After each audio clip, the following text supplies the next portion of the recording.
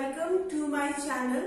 So now we are discussing the testing phase. Okay, now we are going to discuss the testing phase of software development life cycle model. Okay, so you have made your software, you have done implementation of your product in the coding phase. Okay, what happened? Initially, what was the first step? To collect the requirement from the client. Collect requirement from the client. Okay, so this was the first phase. Okay, what was the second phase? Your software team or your product owner will try to use some of the tools. He will be using questionnaire method or interview method. He will try to get all of the features that is required in the product by the client. Okay, once you have collected your requirement, then we will be making software design. What is the meaning of software design? You will be making the graphical representation of your product. Okay, till now you have not implemented your product, but by designing, by making the ER model, okay, or making the data flow diagrams, you will be looking at each and every module of the software product. You will be making graphical representation of your product. Okay, the third step we have is coding or implementation. Now what happens? In the last phase, you have made diagrams. Okay, you have made diagrams. Now we are going to implement or we are going to code our software product by using any technology like Java, PHP, .NET or any other. Okay, we will be implementing our product now. After you have done coding or implementation of your product, now we are going to move to testing phase. Okay, so in this video we will be focusing on the testing phase. Why do we need to test the software product? Okay, because we want to find out the errors present in the product. Okay, because if there is more errors, if there is larger number of errors present in your software product, then the quality of your product is going to be degraded. Okay, the quality of your product is going to be degraded, and that is not a effective software if you are getting more errors in your product. Okay, so that's why we do testing. Okay, we do testing to identify the error so that we can resolve all of the errors present in the product. So we have a large domain of inputs. Okay, we have a lots of input for any problem. So if you are going to check your software on the wide range of inputs, then your time is going to be wasted. Okay, our input domain is larger. Okay, so on which test cases we should run our program, because there are infinite number of inputs on which you check your product. We have to use limited number of test cases. Okay, we have to check each and every possible error that might come in your product. Okay, because error might be present at any step. So we have to identify the error by using some limited number of test cases.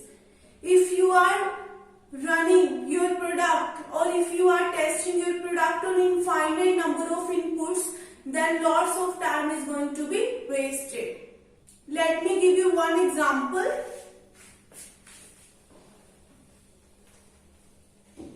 Let's try to understand. We have one example. I am writing some code. Then we will try to analyze that how we can perform testing on the code.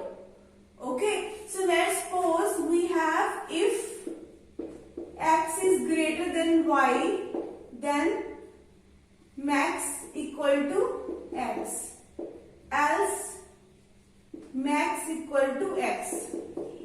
So if you look at the coding, we can detect that there is an error present in this code. If x is greater than y, then maximum value is of x. But in the another condition, if x is less than y, or if x is less than or equal to y, then still we have value x. But here we should have value y. Okay, so there is an error present in this code. When your tester is going to test, we have two types of testing. In one testing, what we do, we don't see the code.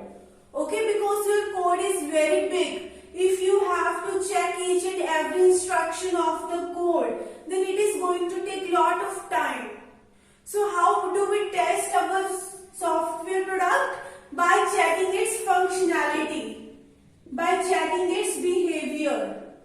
We don't indulge in coding part, okay? By just checking the functionality, that you are giving inputs and you will check whether output is coming right or not. You are not checking each and every instruction of the coding.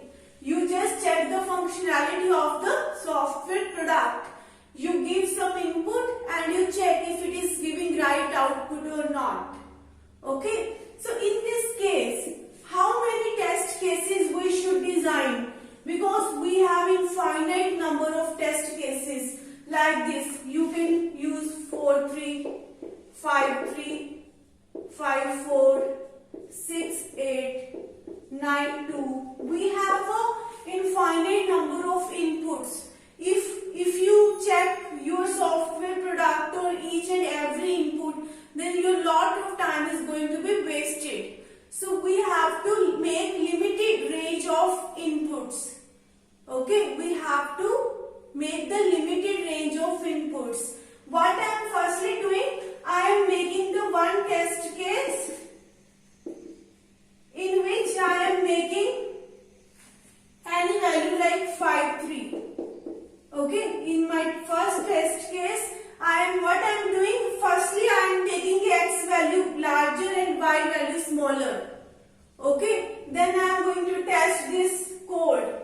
It is going to give the right output. If you apply here 5 and 3, what is my answer? My answer is 5.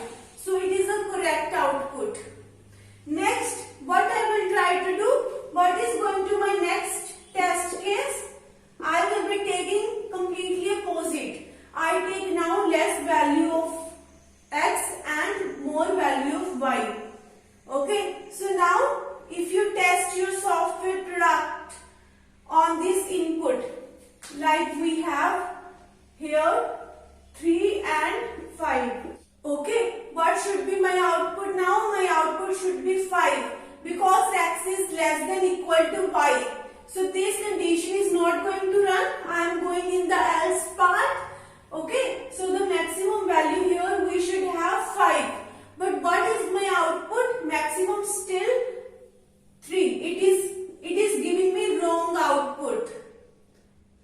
Okay, so we now get to know that there is some programming error. We have done some mistake in the coding. That's why we are getting the wrong output. We can have wide range of input value, but we have to find the error by using limited range of input. values. Okay, I just used here two values 5, 3 and 3, 5 and I got error. Now I have to make some changes in my coding. Okay, so that is the reason that we have to perform test cases. It is very important that how we should perform test cases on the given program, how to assign input values. It is very difficult to identify error in a program. If your program size is very big, it is going to take a lot of time. So selecting input domain is very important. In this video, I have just discussed the basic idea of testing. I hope you have got the good understanding of testing. If you have any query, I have mentioned my email ID in the description box. You can contact me on that email ID. If you like my video, please like, share and subscribe my channel.